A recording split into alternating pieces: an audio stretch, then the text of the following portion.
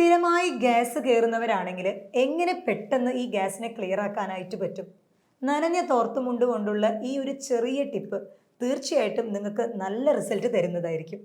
ഇത് doctor Jumana Haseen, doctor Basil homeo hospital, Pandikkad, Malappuram ജില്ല.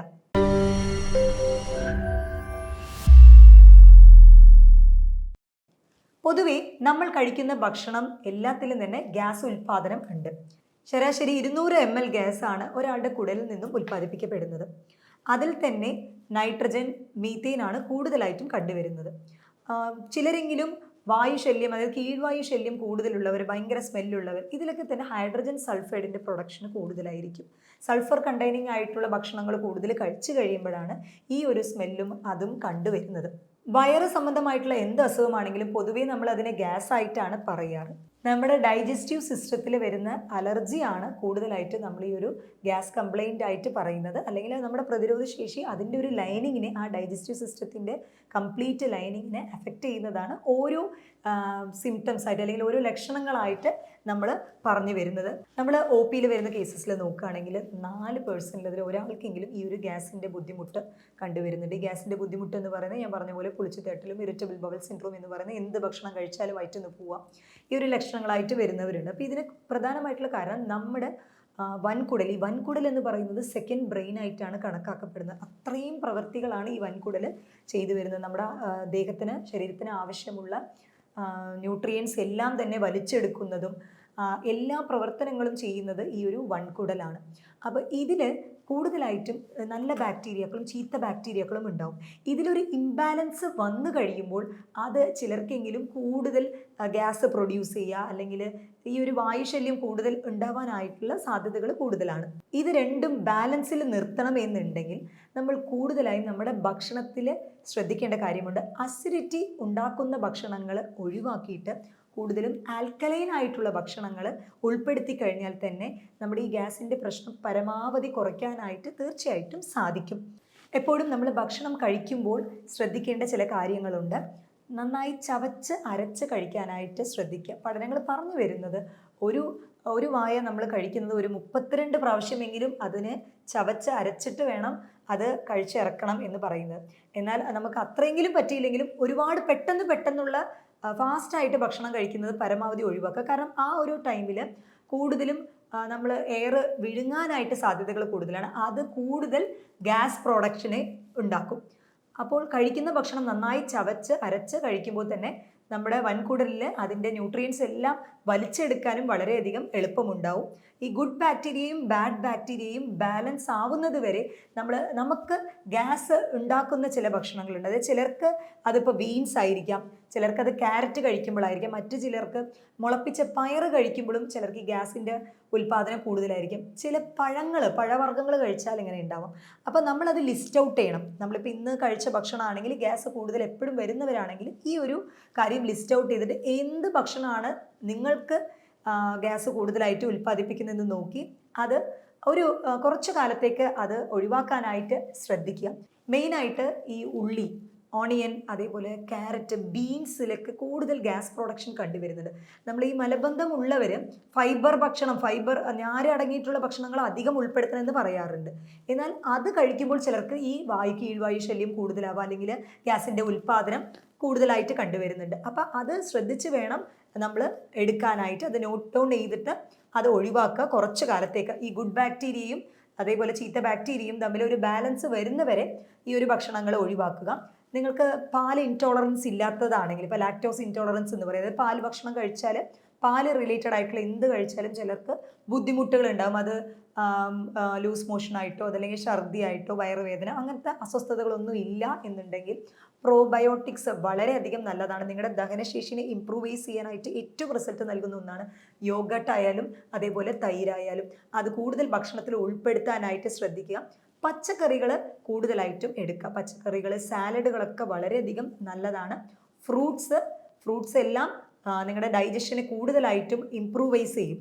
ഞാൻ ഈ വീഡിയോൻ്റെ തുടക്കത്തിൽ പറഞ്ഞ പോലെ തന്നെ ഒരു നനഞ്ഞ ടവൽ കൊണ്ട് എങ്ങനെയാണ് നമുക്ക് ഈ ഗ്യാസിൻ്റെ ശല്യമുള്ളവർ അവർക്ക് ആ ഒരു ബുദ്ധിമുട്ട് നീക്കാനായിട്ട് എന്തായിരിക്കും ഒരു എളുപ്പ വഴി എന്നുള്ളത് ഞാൻ പറഞ്ഞു തരാം. ഇതിനെ നമ്മൾ വാട്ടർ തെറാപ്പി എന്നാണ് പറയുക. പൊതുവേ നമ്മുടെ ബോഡിയിലെ ദേഹത്തിലെ മൊത്തം ഒരു ടെമ്പറേച്ചറാണ് മെയിൻറ്റെയിൻ ചെയ്യുക.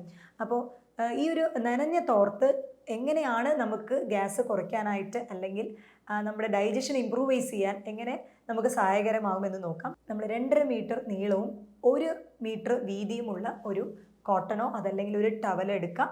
അതിനെ നന്നായി വെള്ളത്തിൽ പിഴിഞ്ഞെടുക്കുക. ഒരു അരഭാഗം വെള്ളം നിൽക്കത്തക്ക രീതിയിൽ അതിനെ പിഴിഞ്ഞെടുത്തിട്ട് അത് നമ്മുടെ ഈ വയറിൻ്റെ ആമാശയം അതിൻ്റെ ഡൈജഷൻ്റെ നമ്മുടെ ദഹന പ്രക്രിയയിലൊക്കെ നടക്കുന്നത് ഈ ഒരു ഭാഗത്തിലാണ്. പാങ്ക്രിയാസ് ഉള്ളതും പാങ്ക്രിയാസ് ഗ്രന്ഥി ഉള്ളതും നമ്മുടെ ആമാശയം, ചെറുകുടൽ, വൻകുടൽ എല്ലാം ഉള്ള ഈ ഒരു അബ്ഡോമിനൽ പാർട്ടിൽ വയറിൻ്റെ ആ ഭാഗത്തിൽ തുണി അങ്ങനെ വിരിച്ചിടാം.